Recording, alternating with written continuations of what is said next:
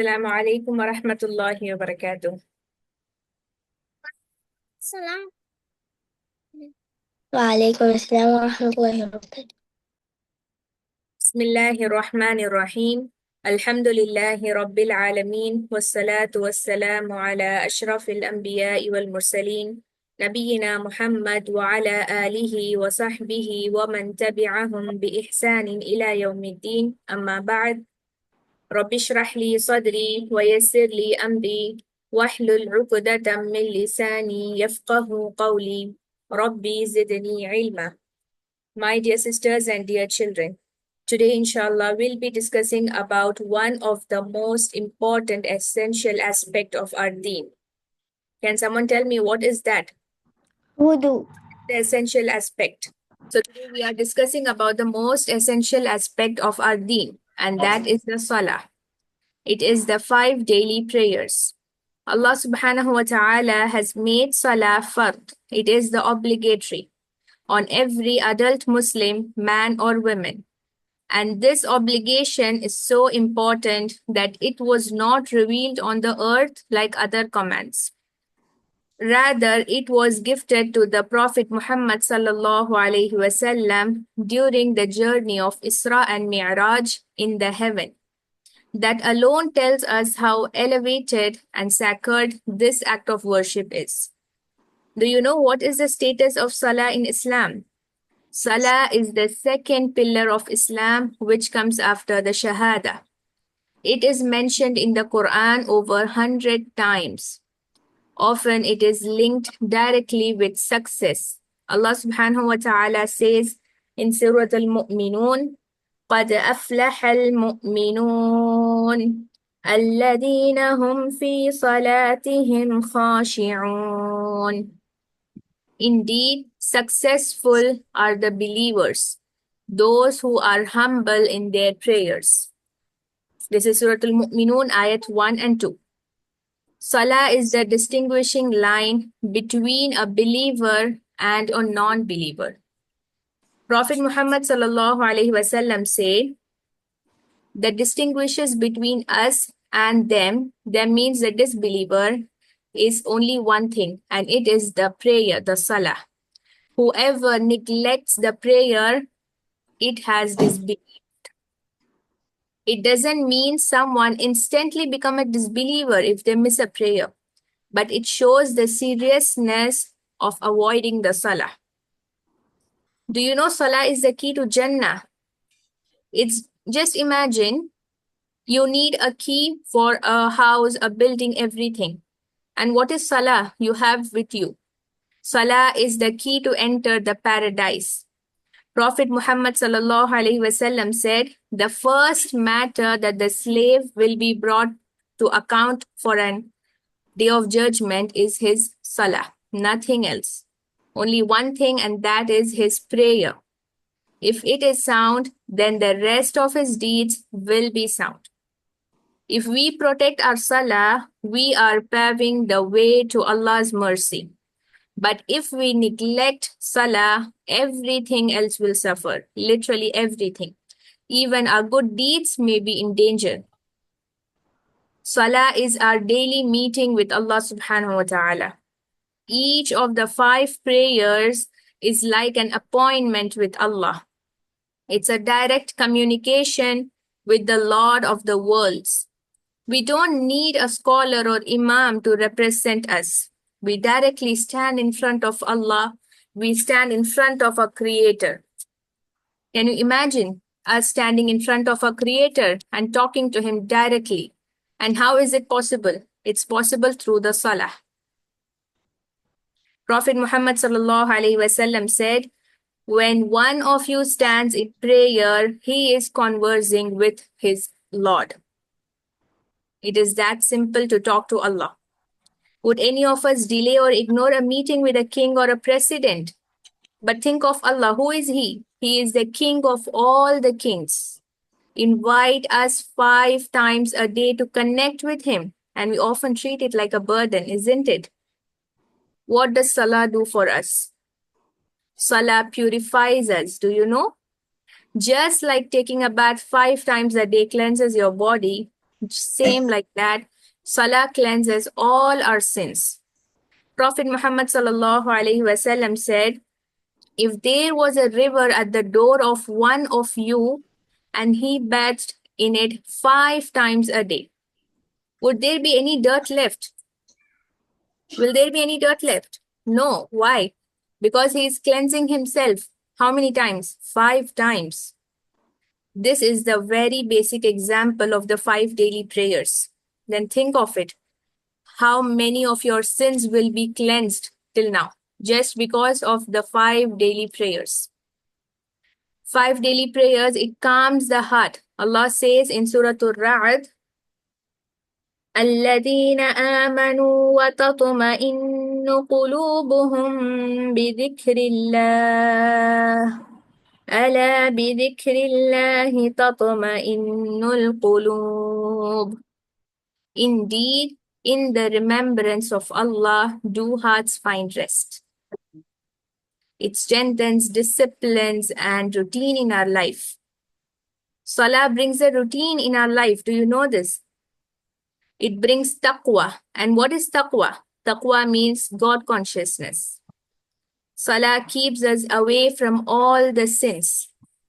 Allah says in Surah Al-Ankabut, أُتْلُ مَا أُوحِيَ إِلَيْكَ مِنَ الْكِتَابِ وَأَقِمِ الصَّلَاةَ إِنَّ الصَّلَاةَ تَنْهَى عَنِ الْفَحْشَاءِ وَالْمُنكَرِ وَلَذِكْرُ اللَّهِ أَكْبَرُ وَاللَّهُ يَعْلَمُ مَا تَصْنَعُونَ.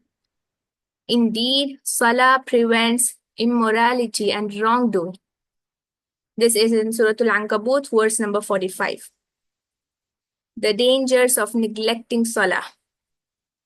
The Quran warns us about those who are careless with Salah. You all know this surah. It is in Surah Al-Ma'un. فَوَيْلٌ لِلْمُصَلِّينَ الَّذِينَ هُمْ عَنْ صَلَاتِهِمْ سَاهُونَ. And what is this? So woe to those who pray, but who are heedless of their prayer. And also Allah mentions in one of the other surah, Surah Al-Maryam, then there succeeded them a generation who neglected Salah and followed their desires. So they will face the hellfire. Subhanallah, can you imagine? If you neglect your Salah just to do something else, which is just a desire, then what will happen? We will face the hellfire. These are people who either delay, they rush, or completely ignore the Salah. May Allah subhanahu wa ta'ala protect all of us. What are the simple practical tips for improving your Salah? First thing you should do is prioritize your Salah. Schedule your life around prayer, not the other way around. You know what time is the Salah. So accordingly, you will schedule things so that you don't avoid or neglect your Salah. Learn the meanings of the words we recite. This will help to build the khushu. Khushu means the concentration. And how to learn the meanings? It's not that learn the Quran meaning. Just learn few important meanings, such as when we say Allahu Akbar. What is the meaning of Allahu Akbar? This all is the basic, so you all should know this. Pray in Jamaat whenever possible. So when it's possible, you can. Make dua after Salah. Why are we making the dua after Salah? So that we can feel the connection with Allah subhanahu wa ta'ala. Surround yourself with people who encourage you to pray. Especially for the kids, make friends who are praying so that if you miss any of the prayer, they will remind you. And now let's see some reflection. Think about this. If Allah subhanahu wa ta'ala asked us to pray 50 times a day, now the obligation is only 5 times. But just imagine, if 50 times a day prayer is compulsory, will you be able to do it? But Allah, yet out of His mercy, He reduced it to just 5, while the reward remains equivalent to 50. Each prayer is a gift, a chance to wipe the slate clean and begin again. Salah is not just an act of obedience. It is a source of strength and purpose. If we want peace in our home, clarity in our mind, and success in our life, first step we should do is to perform the salah. And before performing the salah, do you know what is important? What is important? You should make sure that you are clean. And what is that? You will do wudu. What is the wudu? Wudu is a special way of washing parts of your body before we pray. It's not just about water, it's about cleaning our hearts and bodies to meet Allah. Because when we stand for the prayer, what are we doing? We are directly meeting Allah subhanahu wa ta'ala. So can you just wake up from sleep and go and stand to pray to meet Allah? No, you need to purify yourself. And what is the first thing we do to purify? It is the wudu. So there's a hadith, Prophet Muhammad sallallahu alaihi wasallam said, when a Muslim does wudu, their sin fall off from their bodies, even under their fingernails. SubhanAllah, can you imagine this? We are just doing a wudu and the sins are washing from us. So isn't it easy to do all the 5 daily prayers and do wudu before the prayers? Because usually we pray, but we be so lazy to do wudu, isn't it? And after this, I hope you all will perform your wudu on time. Now let us see how to do wudu. So the first thing is to make niyyah. What is the niyyah? It is the intention which we make before the salah and before making a wudu. How to do this? Silently intend in your heart, I am performing wudu to purify myself or prayer. So there is no specific dua for your niyyah. It's just that you need to think, you need to just keep a niyyah in your heart. That's all. Second step is you should say Bismillah before you start with the wudu. Step number 3, wash your hand 3 times. Always remember we should start with the right side because that's a sunnah. So start washing your hand right side, then the left. Wash up to the wrist. Make sure water reaches in between your fingers. So when you're washing your hand, you can insert both the hand fingers and you can wash so that water enters everywhere inside. Step 4 is to rinse your mouth 3 times. Take water into your mouth, swish and spit it out. You will do this 3 times. Number 5 is rinsing your nose thrice. Sniff water gently into your nostril with the right hand. Remember, again, right hand. And blow it out using your left hand because the dirt come outside, right? Number 6 is washing your face 3 times. Start washing your face from the top of your forehead to the bottom of the chin and ear to ear. Not the ear, it's the full part of your face. 7th one is washing your arms 3 times. Start with the right arm, then the left, from the fingertip to the elbow. So till your elbow you're supposed to wash. Make sure you don't leave any place. Water should reach the entire arm till your elbow. Number 8 is wipe your head. It means doing masah. This is 1 time. Wet your hand and wipe from the front to the back of your head. Then back to front. So first you will do front to back. Then just come back in return. Back to front. This is 1 time. And 9th one is with the same wet hand which you did masah, you will use your index finger for inside of the ear. Use thumb for back of the ear.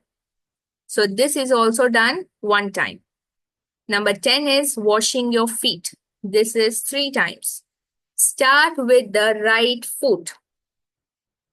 Again, I'm telling you that starting with right side is the sunnah. That's why we start everything with right. Start with the right foot, then left. from toe to the ankle. Make sure the water reaches between your toes. So whatever you're performing, whenever wudu you're performing, make sure water reaches every place, every part of your body so that you get pure. And there is a dua to recite after completing the wudu.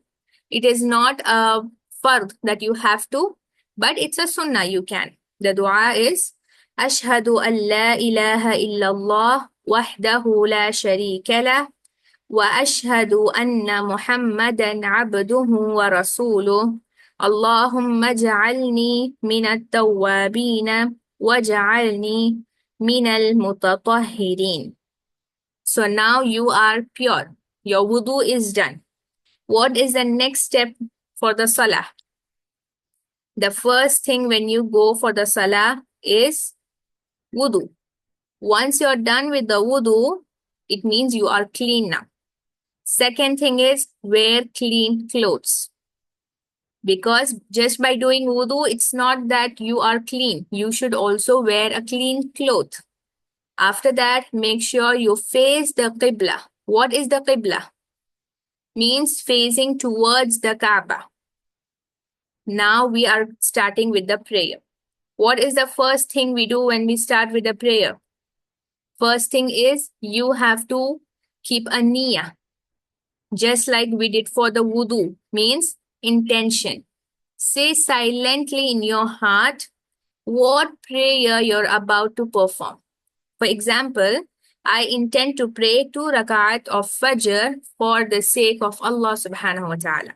This is the niyyah we are supposed to make. Now let's begin with the prayer. What is the second thing we are doing? It is the takbir. You should raise both hands to the ear and say Allahu Akbar. What is Allahu Akbar? Allah is the greatest. And here we begin the salah. Step 3 is the opening of supplication.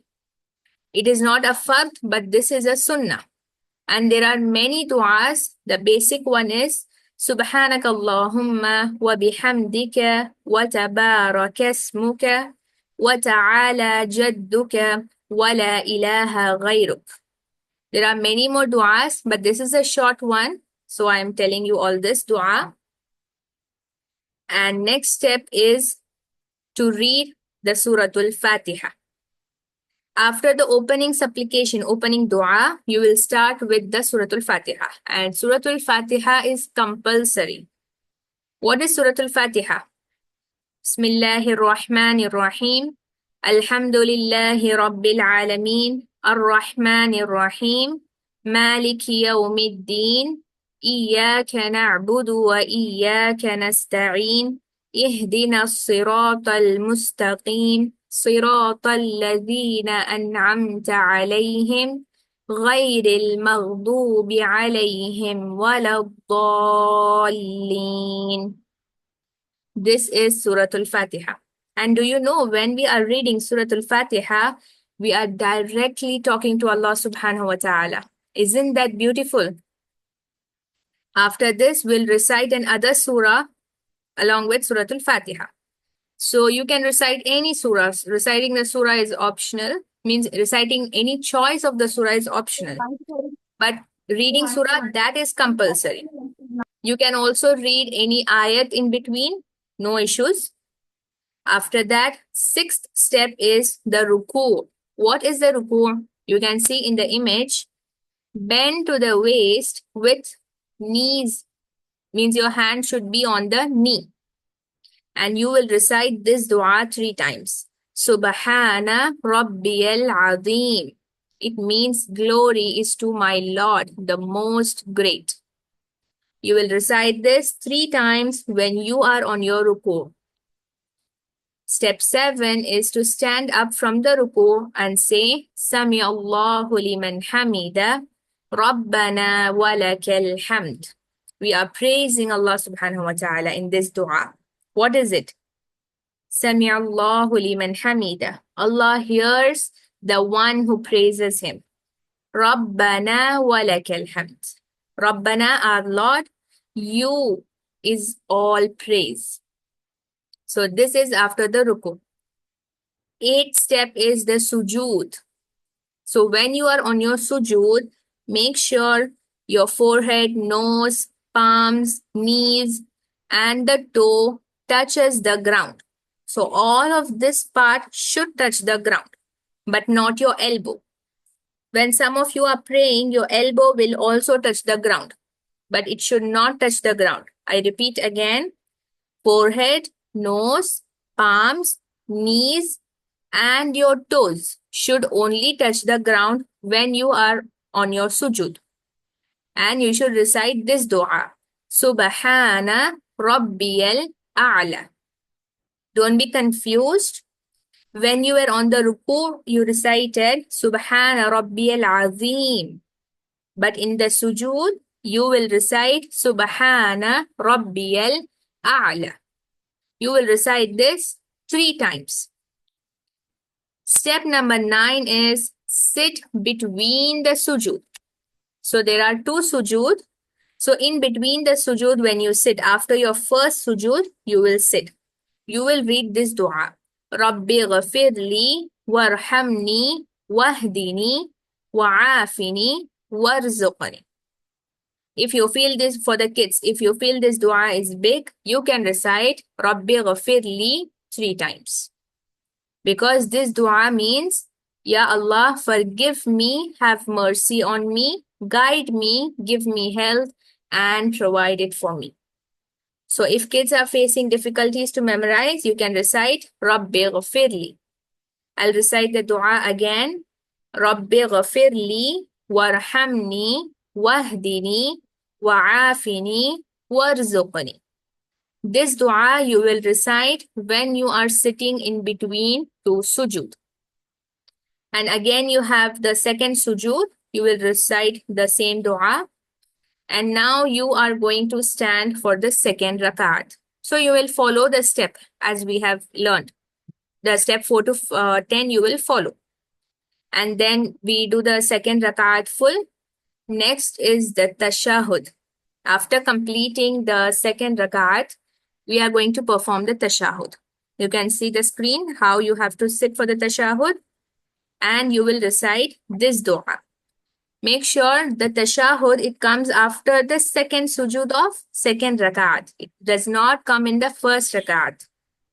You will recite this dua. At-tahiyatu lillahi was-salawatu wat-tayyibat. Assalamu alayka ayyuhan nabiyyu wa rahmatullahi wa barakatuh. Assalamu alayna wa ala ibadullahi as-salihin. أشهد أن لا إله إلا الله وأشهد أن محمدا عبده ورسوله. You will recite this dua in the tashahud. After tashahud, step number 13 is the salawat on the Prophet Muhammad sallallahu alaihi wasallam. We call it Durud Ibrahim. Allahumma salli ala Muhammad wa ala ali Muhammad كما صليت على إبراهيم وعلى آل إبراهيم إنك حميد مجيد اللهم بارك على محمد وعلى آل محمد كما باركت على إبراهيم وعلى آل إبراهيم إنك حميد مجيد. So this is the salawat which we'll be reciting on Prophet Muhammad sallallahu alaihi wasallam. Step 14 is the final dua. So this is the optional. You can ask any dua. It is not compulsory that you have to ask the dua in Arabic only. There are some people who don't know to read the duas. So you can also ask the duas in your own language because Allah is all knower. He knows every language. So whatever you're comfortable with, you can go with that. But making dua during your sajda and during your tashahud, it is accepted. And after this, the last one, 15th step is the taslim. Taslim means the ending of the salah. So turn your head to the right and say, Assalamu alaikum. Again with the left, Assalamu alaikum wa rahmatullah. Both the side you will say, Assalamu alaikum wa rahmatullah. So when you're turning your face, make sure you turn it properly. It's not that you're in rush turning here and there and saying and going. No. Why are we saying the salam? Because there are angels, right, in our left and right. After the prayer, we have to say Assalamu alaikum wa rahmatullah to both the angels, both the side of us. So I hope everything was cleared, the wudu and the salah part. If there is any issues in understanding, you can message or you can just comment below the video. We'll help you out, inshallah. So today, let us make a sincere commitment. What is that? To never miss a prayer, to pray every prayer on time, and to improve our focus and love for the salah. Ya Allah, make us among those who establish prayer in our lives and in our families. Ameen ya Rabbil Alameen. وآخر دعوانا أن الحمد لله رب العالمين. السلام عليكم ورحمة الله وبركاته.